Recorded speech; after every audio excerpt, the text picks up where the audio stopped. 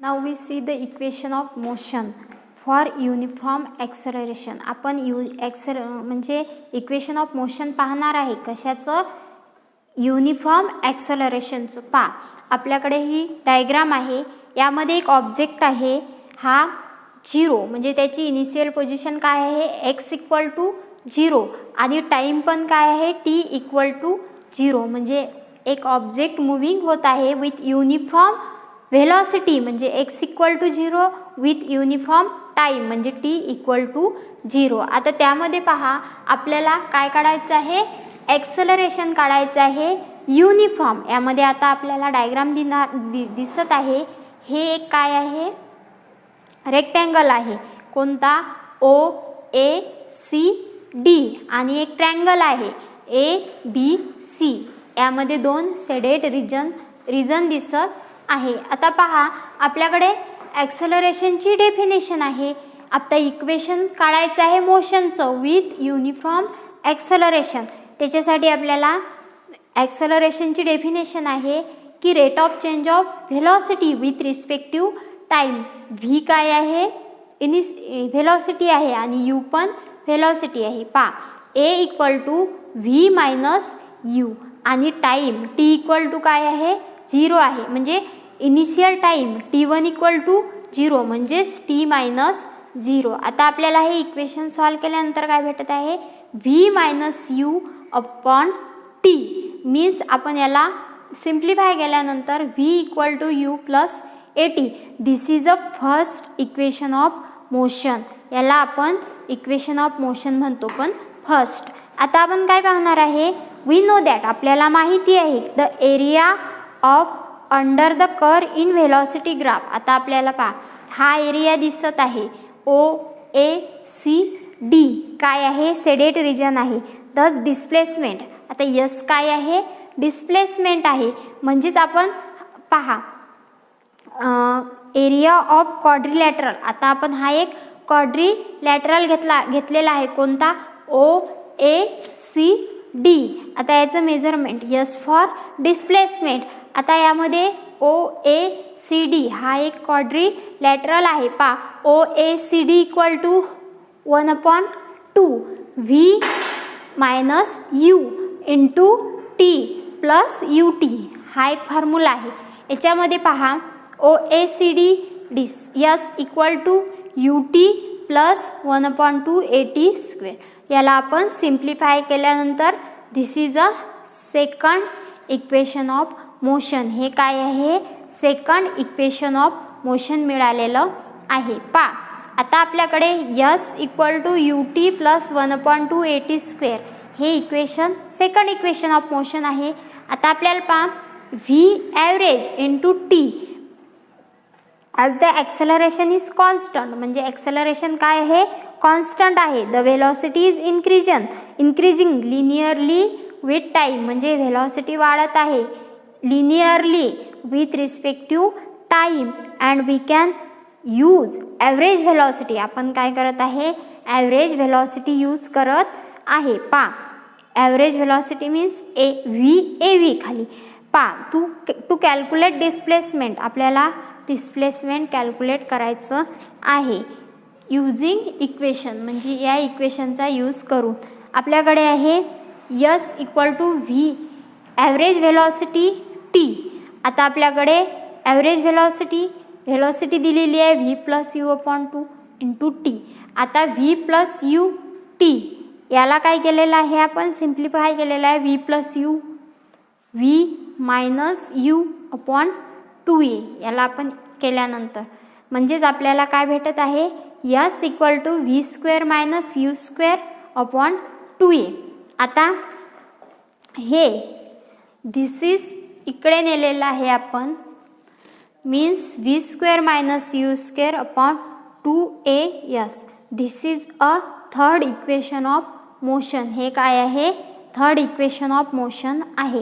Vector notation was not included here. आणि आपण यामध्ये वेक्टर नोटेशन इन्क्लूड केलेलं नाही. कशामुळे? ते मोशन आहे ते काय? This motion was rectilinear. ते मोशन कशी आहे? लेक्टिलिनियर linear. The most common example of uniform rectilinear motion with uniform acceleration of an object in day to day life is freely flowing body. म्हणजे कशी आहे, फ्रीली फ्लिंग म्हणजे freely इकडचे या बाजूकडून त्या बाजूकडे जात आहे. नंतर आपण याच बेसिसवर एक प्रॉब्लेम पाहत आहे. A stone is throne vertically. Vertically means माहिती आहे आपल्याला, एक स्टोन आहे तो फेकलेला आहे आपण vertically. Upward from the ground.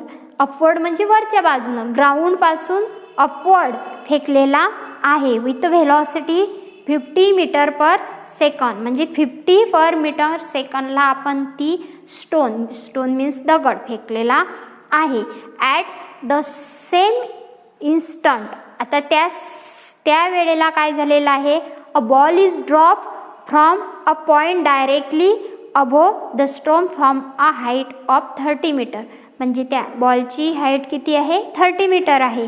At what height from the ground. आता त्या ग्राउंडपासून किती हाईट आहे ते पाहायचे आहे. Will be the stone. त्या ग्राउंडपासून त्या स्टोनची हाईट किती आहे. And ball meet and after how much time.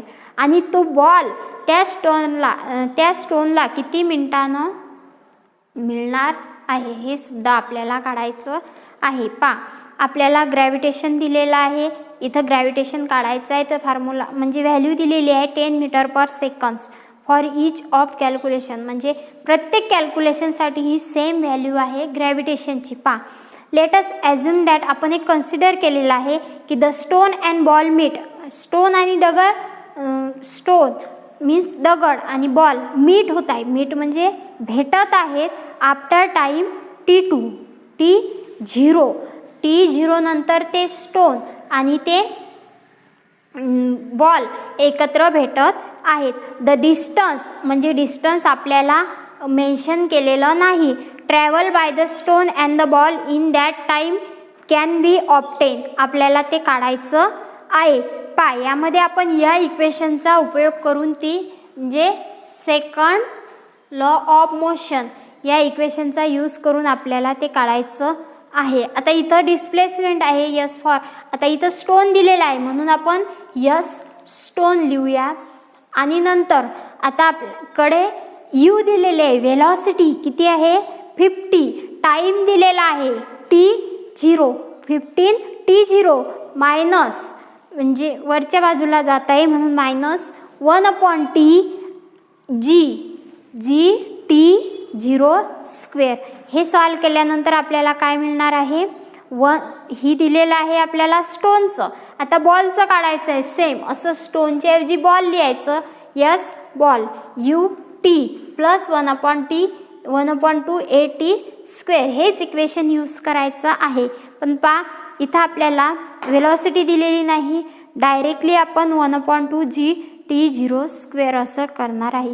When they meet केव्हा मिटणार आहेत म्हणजे भेट होणार आहे दोघांची ॲडिशन झाल्यानंतर. Yes stone plus yes ball हे किती असायला पाहिजे 30 मीटर असायला पाहिजे. म्हणजे त्या दोघांचं अंतर ते 30 मीटर आल्यानंतर एकमेकांना भेटणार आहेत. मग आपण या दोघांची ॲडिशन करूया. 15 T0 minus 1/T T0 square plus 1/T T0 square. आता मायनस 1/2 T0 स्क्वेअर आणि प्लस 1/2 T0 स्क्वेअर. प्लस आणि मायनस असल्यामुळे डायरेक्ट कॅन्सल झालेले आहेत.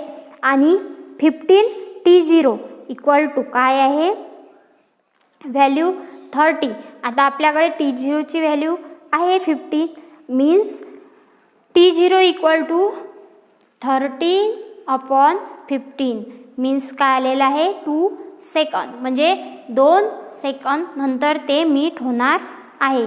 दज the stone and ball meet at height 10 metre. म्हणजेच ते 10 मीटर वर गेल्यानंतर दोघांची मीट होणार आहे. नंतर आपल्याला रिलेटिव्ह व्हेलॉसिटी म्हणजे काय ते पाहायचं आहे. You must have been obtain आपण काढलेली आहे की ॲक्सलरेशन म्हणजे काय, व्हेलॉसिटी म्हणजे काय. त्याच्यानंतर आपण रिलेटिव्ह व्हेलॉसिटी एक्सपेरिमेंट करून पाहणार आहे.